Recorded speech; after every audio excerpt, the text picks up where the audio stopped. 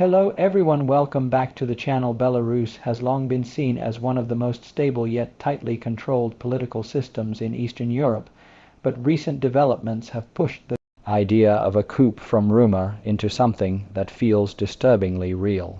What once sounded like speculation discussed only by analysts is now openly debated by diplomats, journalists, and even ordinary citizens inside and outside the country. For years, President Alexander Lukashenko has ruled Belarus through a combination of loyalty networks, security forces, and close alignment with Russia. This system worked as long as the economy held together and the elite remained united. But cracks have been forming, and those cracks are now visible to the world. The 2020 protests were a turning point. Millions of Belarusians took to the streets after disputed elections, showing that public fear could be broken. Although the protests were crushed, they permanently changed the political atmosphere. The state survived, but trust between society and the leadership never recovered. Since then, the regime has relied even more heavily on force. Arrests, media shutdowns, and exile of opposition figures became normal. This strategy created short-term control, but also increased long-term risk. When a government depends almost entirely on coercion, loyalty becomes fragile. One of the most important elements in any coup scenario is the behavior of the security forces. In Belarus, the army, police, and intelligence services have traditionally been loyal to Lukashenko. However, loyalty under pressure is not the same as loyalty born from belief. Economic strain and international isolation have started to test that loyalty. Belarus's involvement in the Russia-Ukraine war has added a new layer of tension. While Belarusian troops have not officially joined large-scale combat, the country has allowed its territory to be used for Russian military operations. This decision has had serious consequences for Belarus's security and economy. Many within the military are uneasy. They understand that deeper involvement could make Belarus a direct target. Officers are trained to think about national survival, not just political loyalty. If they begin to believe that current leadership endangers the state itself, calculations can change quickly. Economic pressure is another major factor. Sanctions have hit Belarus hard, limiting exports, cutting access to technology, and shrinking state revenue. Ordinary people feel the pain through rising prices and declining opportunities. Elites feel it through reduced access to foreign assets and travel. History shows that coups often emerge not from popular uprisings alone, but from elite dissatisfaction. When powerful insiders believe that a leader has become a liability, they may seek change from within. Belarus is now facing that kind of elite anxiety. Rumors of internal disagreements have been circulating. Some suggest divisions between security agencies, while others point to tension between civilian officials and military commanders. Even if these reports are exaggerated, the fact that they exist matters. Perception can be as powerful as reality. Lukashenko himself seems aware of the danger. His public appearances have become more guarded, and his rhetoric increasingly focuses on threats, betrayal, and foreign plots. Leaders who feel secure usually do not speak this way. Such language often reflects fear of internal collapse rather than external invasion. Another critical element is Russia's role. Belarus's political system is deeply tied to Moscow.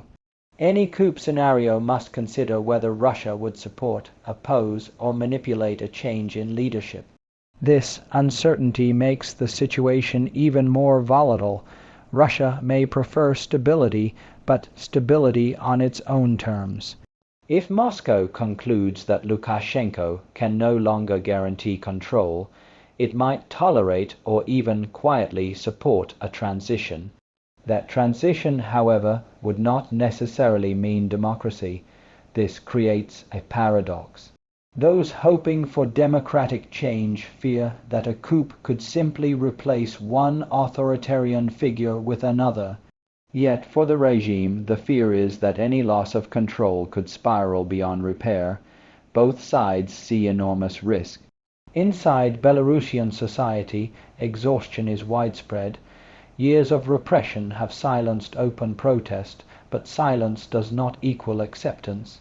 Many people are waiting, watching, and calculating. In such an environment, sudden shifts can happen without warning. Information control is weakening as well. Despite censorship, news from abroad and from exiled opposition figures continues to reach the population. Social media and encrypted messaging make it harder to fully seal the country off from external narratives. A coup does not always look dramatic. It may not involve tanks in the streets or gunfire on television. Sometimes it happens through closed-door meetings, emergency decrees, and sudden announcements. Power can change hands quietly while the public wakes up to a new reality. The question is not only whether a coup could happen, but what would trigger it. A military disaster, an economic shock, or a sudden health issue involving the leader could all act as catalysts. In tightly controlled systems, small events can have outsized consequences.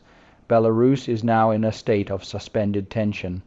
Nothing is openly collapsing, yet nothing feels truly stable. This is often the most dangerous phase for any regime. It is the moment when everyone senses that the old rules may no longer apply. International actors are watching closely. Neighboring countries worry about border security and refugee flows. Western governments debate sanctions and diplomatic pressure. Each external move can influence internal calculations, sometimes in unpredictable ways. For the opposition in exile, the idea of a coup is both hope and fear. Hope because it could end Lukashenko's long rule. Fear because they may have little control over what comes next. A power struggle among elites does not automatically lead to freedom. Belarus's future depends on decisions being made right now, often out of public view. Generals, intelligence chiefs, and political insiders are likely weighing their options carefully. Once a decision is made, events can move very fast. It is important to remember that coups are rarely clean or bloodless, even when they appear so on the surface. The aftermath can involve purges, instability, and long-term uncertainty. Belarus would face a difficult transition no matter how change occurs. At the same time, history shows that prolonged repression is not sustainable forever. Systems built on fear eventually face moments when fear stops working. Belarus may be approaching such a moment, even if the exact timing remains unknown. The idea that a Belarus coup scenario is becoming real is no longer fringe speculation. It is a topic discussed seriously by analysts because the underlying conditions are present. Political isolation, economic pressure, elite tension, and societal exhaustion form a dangerous mix. Whether change comes through a coup, gradual reform, or sudden collapse, one thing is clear. Belarus is standing at a crossroads. The choices made by its leaders and institutions in the near future will shape the country for decades to come. For now, the world watches and waits. The signs are there, the pressure is rising, and the scenario once dismissed as impossible is now firmly on the table. What happens next will not only define Belarus, but also reshape the balance of power in the region.